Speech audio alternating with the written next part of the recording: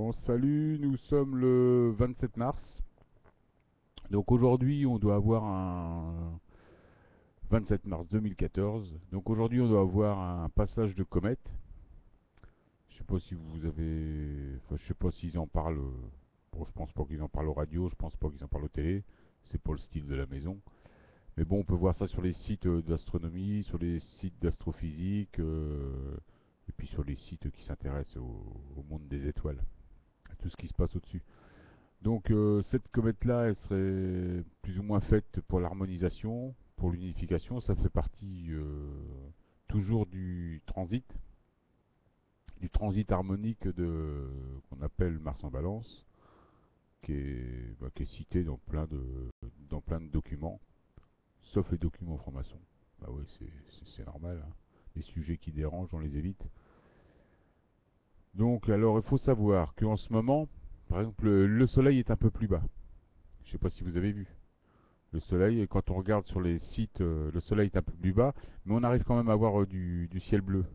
Parce qu'on reçoit du matériel galactique, des protons ionisants. Et les protons, si vous vous renseignez sur Internet, tu tapes protons ionisants, tu vas voir l'effet que ça fait.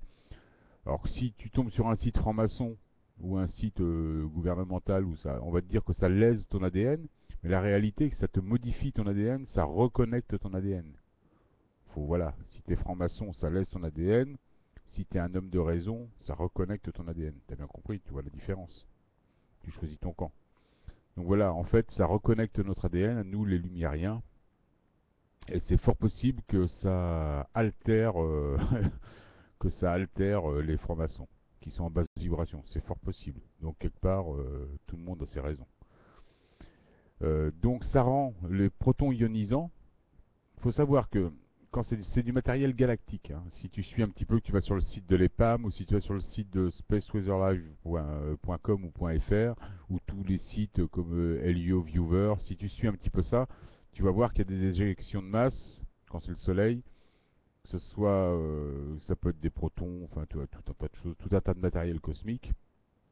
Mais là, a priori, ça viendrait plutôt, ce serait plutôt galactique, puisque le Soleil est plus bas, il y a pas d'éruption en ce moment. Donc, il faut savoir que ces protons ionisants, quand ils rentrent dans l'atmosphère, si le Soleil est fort, ils sont détruits. Il faut savoir qu'il y a du matériel comme ça qui avant fabriquait des nuages. Maintenant, le Soleil est tellement fort que ça fabrique plus de nuages. Mais les protons, là, le Soleil est plus bas et laisse rentrer les protons. Eux te fabriquent des nuages, par contre, pour empêcher qu'on reçoive tout ça.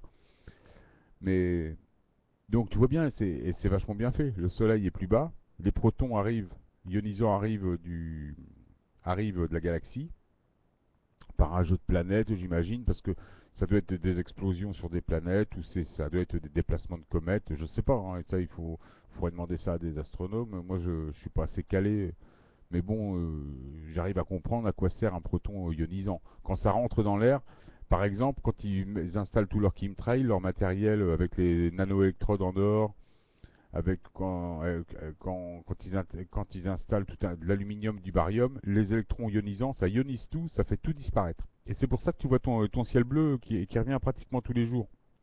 C'est pour ça qu'ils nous promettent de la pluie sans arrêt. Ils espèrent qu'on va penser au temps gris, qu'on va faire de la pluie.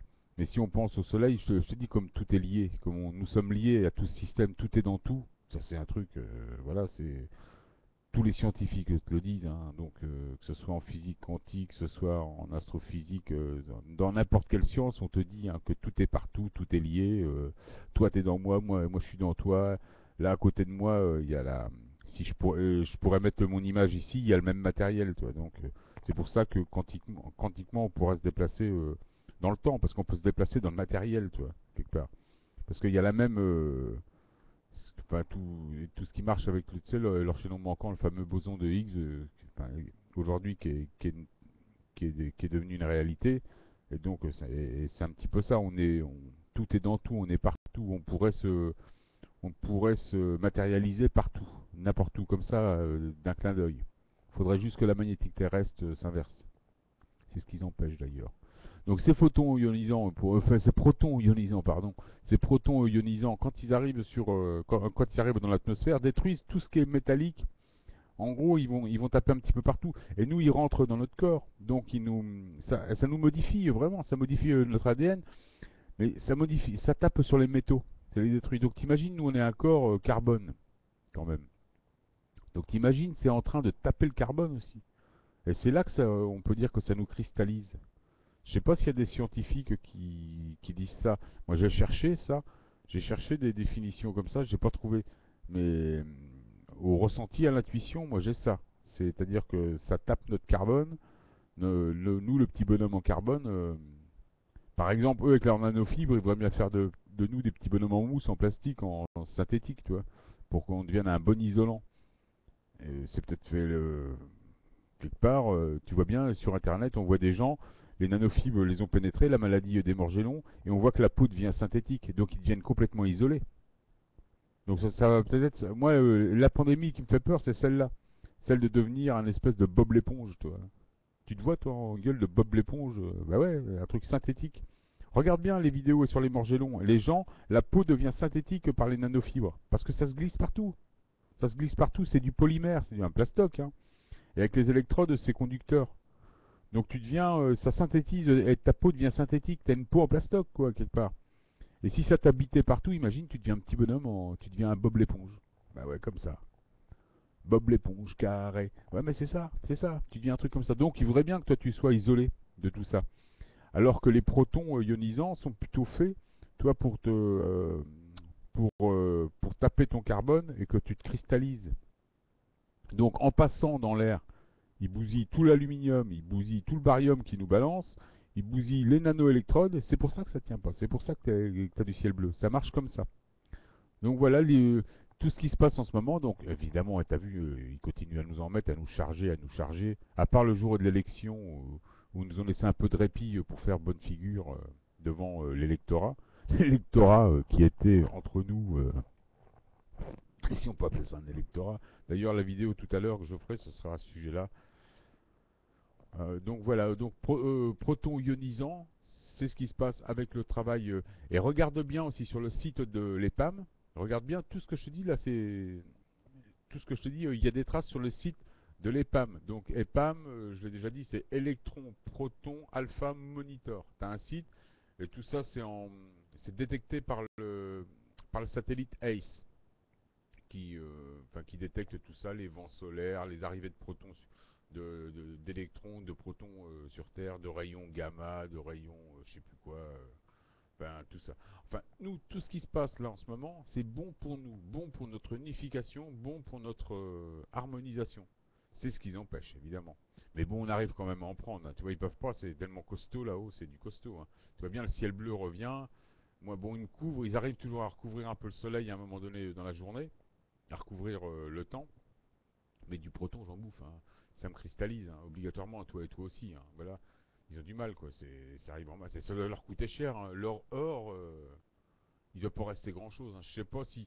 Faudrait demander à Hollande si le peu d'or qui reste à la France, c'est-à-dire ça doit être 2400 tonnes, s'il reste les 2400 tonnes. Moi, je crois que c'est du tungstène. Ce serait bien de vérifier si c'est pas du tungstène comme partout, parce que la Banque d'Angleterre, la Banque américaine, toutes les banques pratiquement en Occident, il n'y a plus d'or, hein. On fait croire qu'il y a de l'or, mais c'est pas vrai, c'est du tungstène. C'est pour ça qu'ils vont vouloir se tourner vers une monnaie électronique, parce qu'ils n'auront pas le choix. On pourra pas, on pourra pas dire je vais imprimer par rapport à ma valeur en or. Parce que si tu dois imprimer par rapport à ta valeur en or, t'arrêtes tout de suite l'imprimerie, hein. Tu fous tout à la poubelle. Bah ouais, puisqu'il n'y a plus d'or. Ils t'ont tout balancé sur la gueule. Si, c'est ça. Mais ça, tu peux aller vérifier ce que je te dis. Tu peux calculer, tu peux calculer même maintenant les surfaces. Ça fait plusieurs années qui tendent des voiles, ce qu'on appelle les chemtrails avec les nanofibres, calculent, même si c'est au milliardième de mètre, plus fin qu'un cheveu, une nanofibre. Il y en a des milliards de milliards. Calcule ce que ça fait en tonnes d'or. Voilà, là déjà, et tu vas comprendre. Ben ouais. Là, on commence à y voir un peu plus clair. Il n'y a plus d'or. Donc à un moment donné, ils vont pas pouvoir aller beaucoup plus loin, hein. Pour moi, ils vont faire fin 2015, il n'y a plus d'or déjà. Moi, je pense ça. Ou alors très peu, très très peu. Donc ils vont être obligés de faire des guerres, d'aller en voler à droite à gauche, hein, c'est ça. Bon, enfin bon, ça les dérange pas, ils ont toujours fait ça. Mais l'or sert à ça. L'or sert à ça. On s'est toujours demandé pourquoi ils veulent autant d'or, à quoi ça sert. Mais ça sert à ça. C'est pas juste histoire de posséder de l'or, c'est histoire de t'empêcher. C'est leur plan satanique qui est prévu depuis des dizaines, des centaines d'années, voire des milliers d'années. Ils sont au courant de ça. Tu vois bien, les francs-maçons, ce qui se passe, c'est marqué dans leur bouquin, ce qui se passe maintenant, là. C'est-à-dire l'heure du saut quantique de l'ascension. C'est marqué dans leur bouquin, dans leur feuille de route. Parce que c'est des gens qui n'ont aucun libre arbitre. Ils suivent une feuille de route. C'est marqué dans leur feuille de route, comme ils attendent le retour du faux Christ, tu vois. Bon, ça c'est encore une autre histoire, mais ça c'est marrant, ça aussi, tu vois. Leur faux Christ. Ils n'ont pas de libre arbitre. C'est, tout ça, ça a été programmé. Et programmé par nous. Donc eux, ils vont pas changer, hein. Tout ce qui se passe, et c'est pour ça qu'on arrive à savoir, qu'on arrive à avoir l'intuition et à se souvenir que nous avons fait cette programmation. Parce que nous sommes les créateurs. Ça, il faut aussi, ça, il faut se rendre à l'évidence là-dessus. Nous sommes les créateurs, ils sont les applicateurs. Ils appliquent un programme que nous avons, un programme que nous avons élaboré pour nous aider à ascensionner. Mais des gens de chez nous ne sont toujours pas réveillés. Voilà ce qui se passe. Donc les protons ionisants, c'est fait pour te reconnecter. Et tout en venant te reconnecter, ça bousille tout le matériel là-haut. Vérifie tout ça sur le site de l'EPAM, tu vas voir qu'il y a des pics. Et il y a eu, là, sur les deux-trois derniers jours, il y a eu des pics très impressionnants de envoi de protons. C'était, il n'y a pas eu de choses comme ça depuis des années et des années, hein. Vérifie ce que je te dis, tu verras. Tu vas voir sur le site, donc sur les tableaux de l'EPAM. Tu vas voir, c'est facile, hein. Je raconte pas de salade, moi. C'est voilà, il y a des millions de mecs qui peuvent le voir, des milliards de mecs, hein, qui peuvent le voir. Il suffit juste d'aller sur le site et de vérifier. T'ouvres tes yeux, tu vas voir, tac. Ah bah ouais. Tu dis oui. Bah ouais, c'est voilà, c'est comme ça. Je suis désolé, c'est comme ça. On est des extraterrestres. Je suis désolé d'apprendre ça. Et il y a des protons qui viennent reconnecter notre ADN. Ouais, ouais, je suis désolé. Nous sommes des spatio-temporels. C'est comme ça, c'est comme ça. Il va falloir que tu t'y habitues, hein. Non, non, tu n'es pas juste qu'un petit animal. Tu es un ordinateur bio-organique.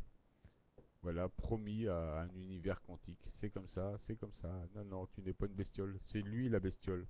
Le franc-maçon, c'est lui qui descend du darwinisme. Toi, tu descends de l'étoile. C'est une poussière d'étoile qui a évolué, qui est devenue un système solaire. Voilà. C'était ma première vidéo. Tu vois, je suis toujours en forme. Je suis toujours en forme. Dès qu'il s'agit de parler d'étoiles, ça va. Bon, tout à l'heure, je vais descendre d'un cran, je vais parler des bestioles. Donc, on va parler de la politique, là. Donc, tu vois, là, tu descends même de trois quatre crans, quoi. Là, on revient dans le monde des animaux, tu vois. Bah, il va falloir que je t'en parle un petit peu de la franc-maçonnerie et de toutes les salades qu'ils racontent.